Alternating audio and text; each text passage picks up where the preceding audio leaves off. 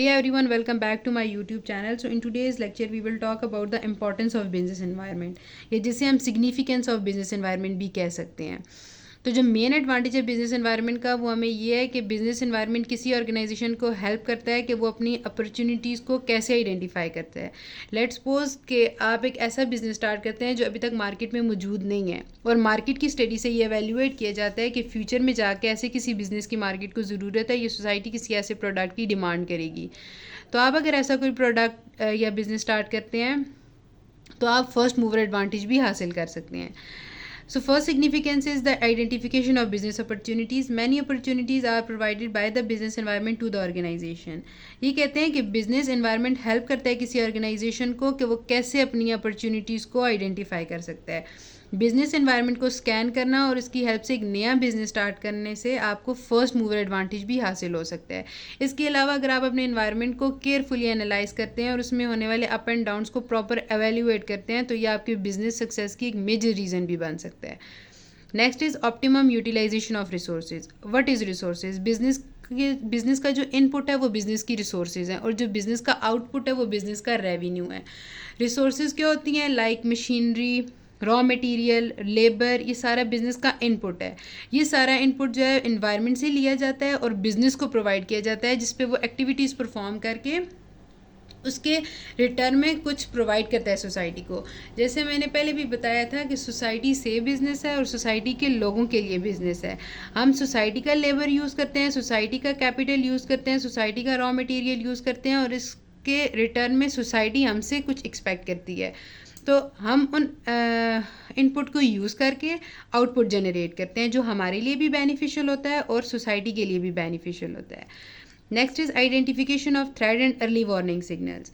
Business environment हमें help करता है कि हम अपनी थ्रेड्स को कैसे रिकग्नाइज कर सकते हैं या अपने इन्वायरमेंट में होने वाली चेंजेस को कैसे एनालाइज करते हैं और कैसे उन्हें अपने लिए फेवरेबल बनाते हैं.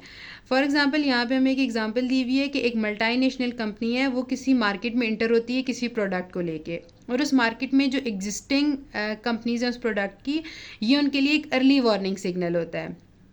तो एग्जिस्टिंग कंपनीज़ के मैनेजर्स को ये चाहिए कि उसके लॉन्च से पहले वो कोई ऐसी मेजर्स अडॉप्ट करें या वो कोई उन चेंजेस को ऐसे रेक्टिफाई करें कि उनका अराइवल, किसी मल्टीनेशनल कंपनी का अराइवल उनके लिए उनके बिजनेस पर नेगेटिव इम्पैक्ट ना डाल सके. तो business before the multinational company launches its product the manager should implement measures such as improving qualities of product. मतलब कि वो कोई ऐसी मेजर्स ले जो उसके बिज़नेस के लिए बेनिफिशियल हो और नया अराइवल उनके लिए कोई नुकसान ना पहुंचा सके. जैसे कि वो अपनी प्रोडक्ट की क्वालिटीज़ को इम्प्रूव कर सकते हैं, अपनी हैवी एडवर्टाइजमेंट भी कर सकते हैं.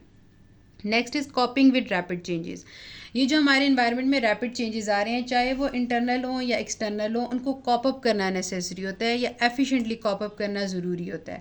तो इसके लिए मैनेजर्स का मार्केट को एफिशिएंटली अडॉप्ट करना या अंडरस्टैंड करना ज़रूरी है और at the same time appropriate course of action भी अडॉप्ट करने चाहिए जो मैनेजमेंट को हेल्प करेंगे कि वो ज़्यादा सेंसिटिव और ever changing needs of customer को प्रोवाइड करा सकें.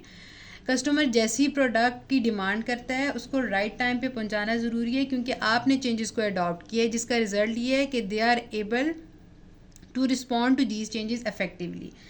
इसीलिए कहा जाता है कि बिज़नेस को या मैनेजमेंट को डायनामिक होना चाहिए क्योंकि कस्टमर की नीड, डिमांड और वांट किसी भी वक्त या ओवर द टाइम जो है वो चेंज करती रहती है. तो अपने बिज़नेस को ऐसा अडॉप्ट करना है कि उनकी नीड और वांट के अकॉर्डिंग अपने प्रोडक्ट को आप चेंज कर सकें.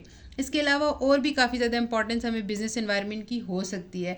जैसे कि अगर मार्केट में कोई आपका कोई कंपेटिटर है, उसकी स्ट्रेटजीज़ को समझ के उसके अकॉर्डिंग अपनी स्ट्रेटजीज़ को फॉर्मुलेट करना भी बिज़नेस सक्सेस के लिए ज़रूरी है. ये इसके अलावा बिज़नेस एनवायरनमेंट आपको हेल्प करता है कि आप अपने बिज़नेस की स्ट्रेंथ और वीकनेसेस को कैसे आइडेंटिफाई कर सकते हैं जो इंटरनली जनरेटेड होती हैं. जैसे कि आपने पढ़ा हुआ है स्वाट analysis, strength, weaknesses, opportunities and threats. तो जो स्ट्रेंथ एंड वीकनेसेस हैं वो इंटरनली जनरेटेड हैं और कंट्रोलेबल हैं. इसके अलावा जो अपॉर्चुनिटीज़ और थ्रेड हैं वो एक्सटर्नली जनरेटेड होती हैं और अनकंट्रोलेबल होती हैं. तो बिज़नेस एनवायरनमेंट आपको हेल्प करता है कि आप इनको कैसे एनालाइज करें, इनको कैसे ओवरकम करें और अपने लिए इन्हें कैसे फेवरेबल बना सकें. So that's it for today's lecture. I hope you will understand.